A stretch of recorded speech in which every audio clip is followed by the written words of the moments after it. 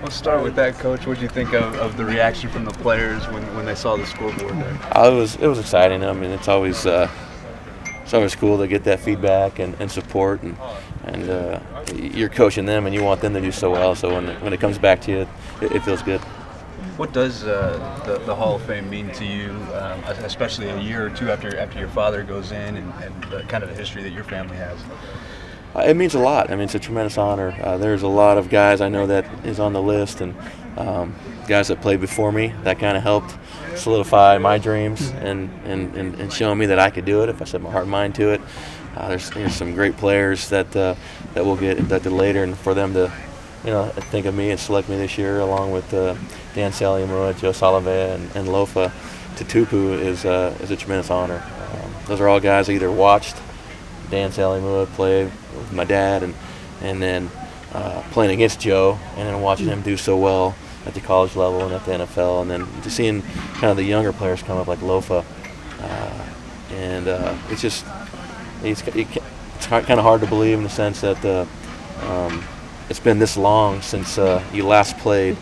But for me, being a guy that looked up to the guys like Jack Thompson, George Malaulu, Samoa, some of the offensive quarterbacks, I'm really excited that and hopefully be that for a young Polynesian kid. So when they go to the Polynesian Cultural Center and they can see my name, maybe they can think that if this guy can do it, I can too. And there's some great players currently that are making their mark too. Marques Mariota, Tua at Alabama's little brother. And so it's neat to see what's going on in the Polynesian community, in the football world, outside of just being a O lineman or a D lineman or a linebacker. And so it's a tremendous honor. Was there anything special on the way that you found out that you'd been inducted or anything?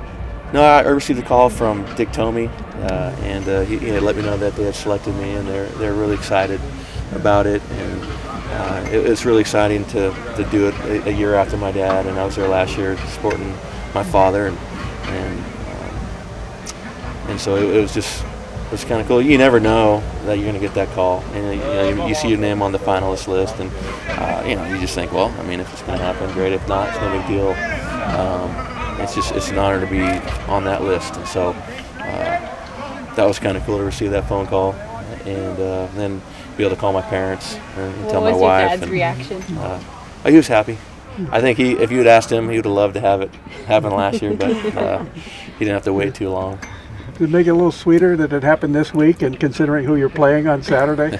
Yeah, it's funny how it works out, but regardless, it's just it's an honor, and I played with great players. I had great teammates, and football is a great team game, and I owe a lot to those guys, the coaches that I played for, the guys that pushed me, and so when I received the call, those are the things that went through my mind. It's kind of hard to sit here and just think, all about me, and because it wasn't just me, getting me through those moments and helping me be successful. I had great teammates, I had coaches that believed in me, and that had parents, and I had friends who loved me and took me through those moments. And so it's fun to think about those great moments through this.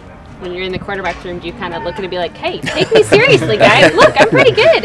Yeah, we joke around every now and then, like, yeah, I know I tell you guys a lot, but I think, I could play back then. No, I'm kidding. No, these guys, they're talented, and they know so much at such a younger age than I ever did, and they'll ask me questions every now and then. I try to keep it pretty simple, I don't want to, because I don't want to make it about myself, but we have fun in there. You guys do the kind of pre-practice, you do the drill where you get points for the different targets when you're warming up, and I've seen you win that sometimes. That's the one thing I take pride in. Okay. If I'm going to say something, I'm going to do that, and it's getting harder. The older I get, every year it gets harder and harder. So I got to keep myself in shape. How many throws do you have in you a day these days? That's about it right there. I'm getting better. We'll do a crossbar every Friday, from the 35. So I'm trying to keep it at the 35. I'm starting to creep towards the 30, and so they won't let me do that. So they keep me young. What do you think of the way the quarterbacks have been playing here recently, that group? Well, I'm excited specifically from last game to taking, what we did against Oregon State and building upon it. And, the one thing I'll say about those two guys is that they want to win, and they're in for the team. They bought in completely, and they support each other. They both had good times. They both had times of trial, and they both worked hard to right the wrongs. And the one thing that excites me about them is that they don't let it affect their focus and their energy when they come out here. They're full speed ahead, and I think that's why we've been able to keep those guys going and continue to get better and improve. One of the things I've noticed is that when Brandon's having a good game and he's starting, Chase is still there, kind of -- 1 cheerleader, and vice versa. What does that kind of stem from, or how do you guys kind of foster that relationship in the quarterback meeting room? We try to foster it by championing team and championing that it's not about one person, but that only goes so far. You got to give credit to their character, and they've been raised well. They easily could just think about themselves and go that route, but they've chosen not to. So it's really a testament to them and a credit to them to put the team ahead of themselves. And they both understand that they're in a process of getting better, and we're really excited about where we're at, and that means we still have a lot to improve on, but we're excited about what they are bringing to the table. Chase mentioned something Saturday that I hadn't thought about. He said after getting some live action and then going back to the sidelines and seeing it from a different vantage point, maybe things slowed down a little bit for him and he was able to develop a little bit. Do you see anything there that just kind of sitting back a little bit after getting that live action might have helped him?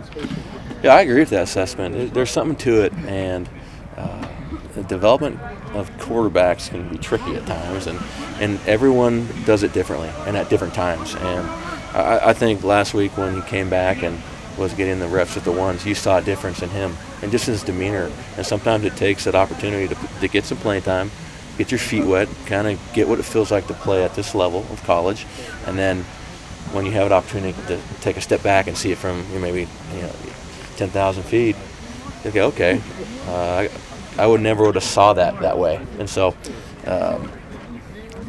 you see that in his confidence in the last week and a half, and he's got a little bit more control, and we're just going to keep fostering that and keep pushing those guys. Is he as even-keeled in your meeting rooms as he is with us out here? That's who he is. He's got tremendous poise as a young man. We've got to try to probe him and kind of get him to talk a little bit more, but he's focused. And I asked him today how he's doing, and then I tried to make a little joke to get him to smile. He goes, "Coach, I'm not going to smile until after we win on Saturday." So you can see where his focus is, and that's what we're going to need at this position to be great and lead this team. And we're on that journey. Thanks so Thanks, much, Coach. Coach. Appreciate it. Coach, Yep, thank you. congratulations. Yep. Guys, we're going to go ahead